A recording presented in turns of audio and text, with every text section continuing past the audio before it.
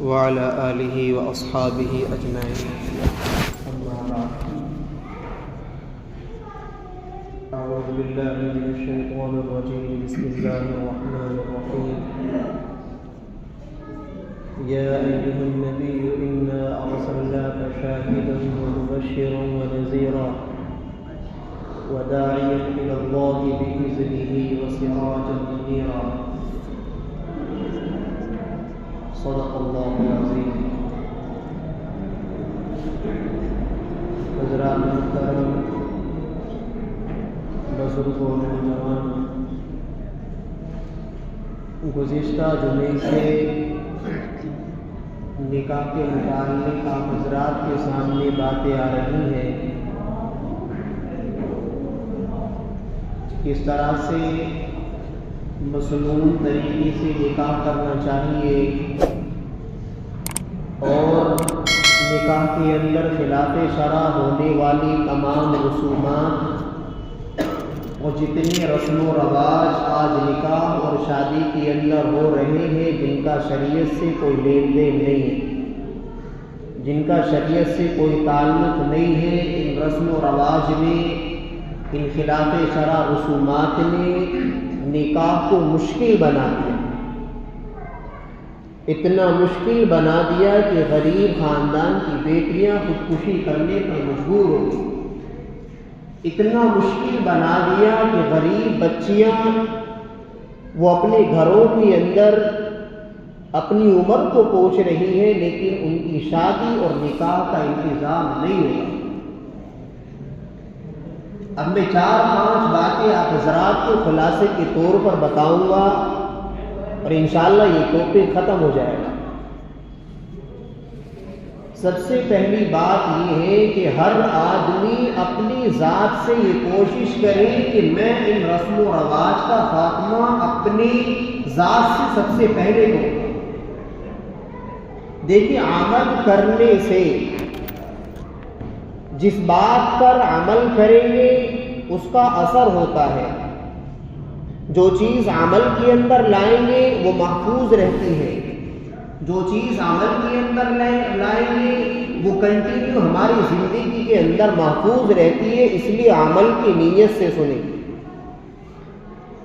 جامع ترمذی شریف کی حدیث ہے، حضور اکرم صلی اللہ تعالی علیہ وسلم نے ارشاد فرمایا، اعلنوا ھذا النکاح واجعلوہ فی المساجد، کہ سب سے پہلی بات تو یہ ہے کہ نکاح کا اعلان کرو.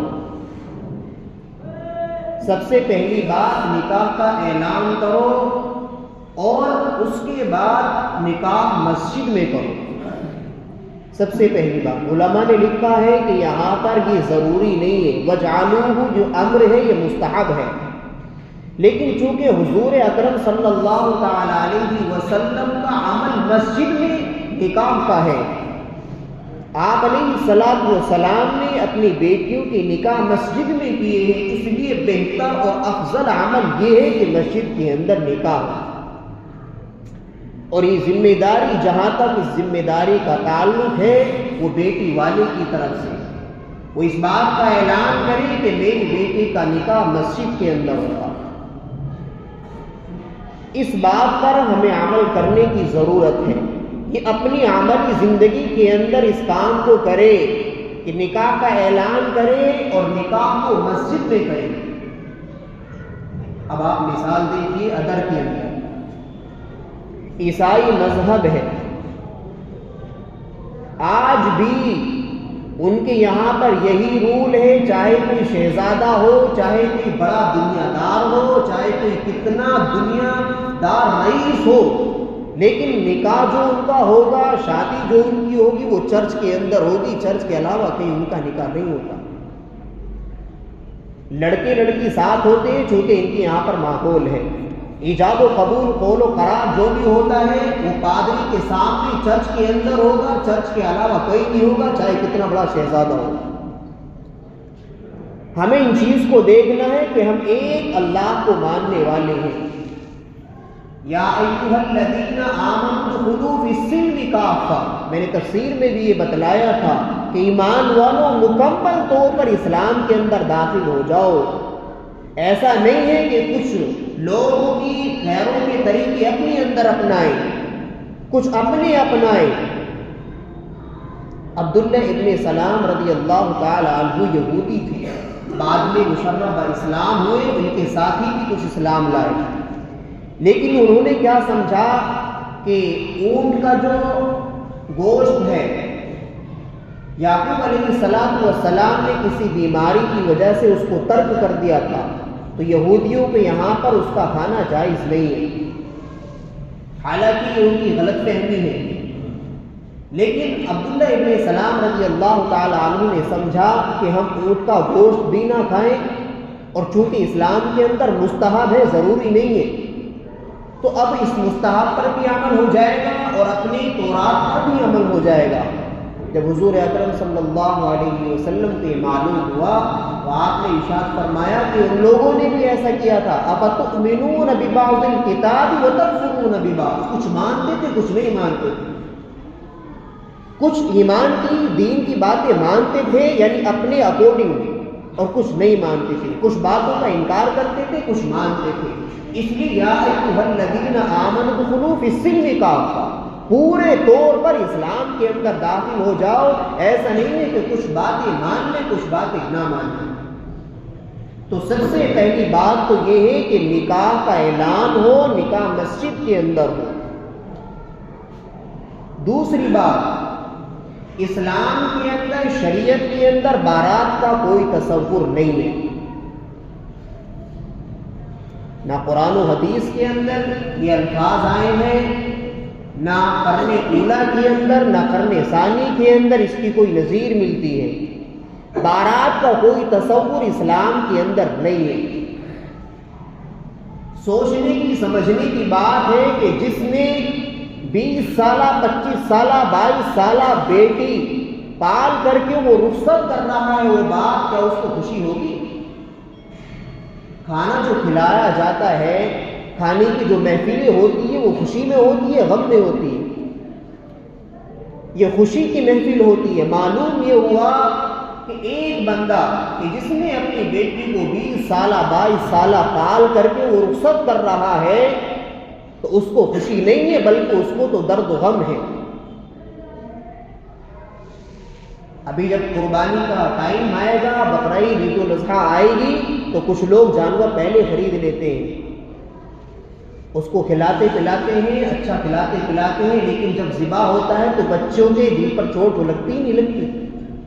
اس چند دنوں کی اس پر محنت اور چند دنوں کا اس کا پاس رہنا یہ اتنا مانوس کر دیتا ہے کہ انسان کو دلی طور پر تکلیف ہوتی ہے، بچوں کو پریشانی ہوتی ہے۔ اور ایک بے باپ اپنی بیٹی کو 20 سال 22 سال پال کر کے وہ دوسری جگہ پر رخصت کر رہا ہے، کہ اس کو خوشی ہوگی؟ نہیں ہوگی۔ مسلمانوں تو محفل جو ہوتی ہے، کھانے کی جو محفل ہوتی ہے وہ خوشی کی ہوتی ہے، غم کی نہیں ہوتی۔ تو بارات کا تصور اسلام کے اندر نہیں ہے۔ معلوم یہ ہوا کہ یہ بارات وغیرہ جو آئی ہے وہ غیر کا قانون ہے، غیروں کی رسم و رواج ہے، اسلام سے الگ ہے، اسلام نہیں ہے۔ اسلام تو یہ ہے کہ مصنون طریقے سے جب حضرت علی رضی اللہ تعالی عنہ نے کا نکاح حضور اکرم صلی اللہ علیہ وسلم نے اپنی بیٹی حضرت فاطمہ رضی اللہ تعالی عنہ کا نکاح کیا تو حضرت علی کے پاس کچھ نہیں تھا، اپنا مکان بھی نہیں تھا۔ ایک صحابی انصاری صحابی نے حضرت علی رضی اللہ تعالی عنہ کو ایک کمرہ دیا تھا۔ حضور اکرم صلی اللہ علیہ وسلم نے حضرت علی کو بلوایا اور معلوم کیا کہ تمہارے پاس کیا ہے مہر میں دینے کے لیے۔ ارشاد فرمایا رسول اللہ میرے پاس کچھ نہیں ہے۔ آپ نے ارشاد فرمایا کہ تمہارے پاس ایک زرہ ہوتی تھی، وہ کہاں ہے؟ یا رسول اللہ ہے میرے پاس۔ حضرت علی نے اس لیے انکار کیا کہ کیونکہ یہ تو جہاد کا سامان ہے، کوئی مال تو نہیں ہے۔ آپ نے ارشاد فرمایا اس زرہ کو لو اور اس کو فروخت کرو یا ان کو گروی رکھ کر کے قرض لے کر کے آؤ۔ حضرت علی رضی اللہ تعالی عنہ حضرت عثمان غنی رضی اللہ تعالی عنہ کے پاس گئے اور وہ ان کو فروخت کی اور پیسے لے کر کے آپ علیہ الصلوۃ والسلام کے پاس آ گئے۔ آپ نے آدھے پیسے گھر کے اندر بھیج دیے کہ دلہن کو تیار کرو، اور آدھے پیسے حضرت علی رضی اللہ تعالیٰ عنہ کو دے دیے۔ ان پیسوں کا کیا ہوا کہ حضرت فاطمہ رضی اللہ تعالیٰ عنہ کے لیے ایک گدا جس کے اندر کھجور کی چھال تھی، 2 تکیے جن کے اندر کھجور کی چھال تھی، مشکیزہ، چکی اور 2-4 برتن وغیرہ، یہ حضرت فاطمہ رضی اللہ تعالیٰ عنہ کا جہیز ہے، جس کو لوگوں نے جہیز کا نام دے دیا۔ یہ جہیز نہیں ہے۔ تو حضرت علی رضی اللہ تعالیٰ عنہ کا نکاح حضور اکرم صلی اللہ علیہ وسلم نے ایسی حالت میں کیا ہے کہ حضرت علی کے پاس کچھ نہیں ہے۔ تو بارات کا جو تصور ہے وہ بارات کا تصور اسلام اور شریعت کے اندر نہیں ہے، یہ غیروں کی رسم و رواج ہے۔ اس لیے اس غیروں کی رسم و رواج کو اپنے نکاحوں سے ختم کرو۔ اصل دین وہی ہے، دین نام ہے اتباع کا، اللہ کے احکام کو ماننا اور حضور اکرم صلی اللہ علیہ وسلم کے اعمال و افعال کو ماننا، یہ اتباع یعنی یہ دین اتباع کا نام ہے۔ ہم کرتے کیا ہیں؟ آج انہی رسم و رواج نے، انہی خلاف شرع رسومات نے شادی اور نکاح کو اتنا مشکل بنا دیا، اتنا مشکل بنا دیا کہ غریبوں کی بچیاں اپنے گھروں کے اندر محفوظ ہیں، ان کے نکاح کے لیے کوئی آنے کے لیے تیار نہیں ہے۔ اس لیے اس بارات کے تصور کو اپنے اندر سے ختم کرو۔ ہر شخص کی یہ ذمہ داری ہے کہ میں اپنی ذات سے اس برائی کو ختم کروں، یہ اسلام۔ تیسری بات یہ ہے کہ خوشی جو ہوتی ہے وہ لڑکے والے کو ہوتی ہے، کیونکہ اس کا گھر آباد ہو رہا ہے۔ یہ سوچنے کی بات ہے۔ حضور اکرم صلی اللہ علیہ وسلم نے ارشاد فرمایا کہ ولیمہ کرو، ولیمے کے اندر جو تمہیں کھانا کھلانا ہے، دوستوں کو بلانا ہے، رشتہ داروں کو بلانا ہے، وہ لڑکے کے ذمے ہے کہ وہ رشتہ داروں کو بلا کر کے کھانا کھلائے۔ ولیمہ آپ نے الصلاۃ والسلام نے ارشاد فرمایا ولیمہ کرو، چاہے ایک بکری ذبح کر کے کرو۔ مسلمانوں غور کرنے کی بات ہے، اگر بارات کے اندر کوئی خیر ہوتی تو حضور اکرم صلی اللہ علیہ وسلم ضرور اس کی طرف رہنمائی کرتے، اور اگر اس کے اندر کوئی شر ہوتا ولیمے کے اندر تو آپ علیہ الصلاۃ والسلام کا بھی بیان نہیں کرتے۔ تو معلوم یہ ہوا کہ خیر یہ ہے کہ ولیمہ کرو، چاہے ایک بکری کے ذریعے کرو، اور آپ نے ارشاد فرمایا بئس الطعام طعام الولیمہ، کہ برا کھانا ولیمے کے کھانا ہے جبکہ اس کے اندر غریب لوگ نہ ہوں۔ اس لیے غریبوں کا بھی خیال رکھا کرو، غریبوں کو بھی ان کے اندر انوالو کیا کرو، غریبوں کی بلوایا کرو۔ ولیمے کے اندر خالص رشتہ داری نہیں ہے، بلکہ جو غریب لوگ ہیں ان کو بھی اس کے اندر شامل کیا کرو۔ اس لیے یہ ایسی باتیں ہیں کہ جن پر ہمیں عمل کرنے کی اس وقت میں انتہائی ضرورت ہے۔ نکاح کو آسان بناؤ اور زنا کو سخت بناؤ۔ آج انہی رسم و رواج نے تو اتنا مشکل نکاح کو بنا دیا اور زنا کو آسان بنا دیا۔